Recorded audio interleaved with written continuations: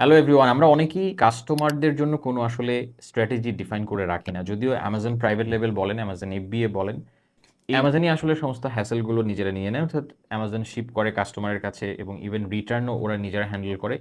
But time to time কিন্তু customer আপনাকে message করে কিংবা আপনাকে রিভিউ দেয়। সো এদের জন্য প্রপার স্ট্র্যাটেজি কিন্তু আমরা প্রায় ইগনোর করি। এগুলো ইগনোর করা উচিত না এবং আপনার অবশ্যই একটা প্রপার টেমপ্লেট থাকা উচিত।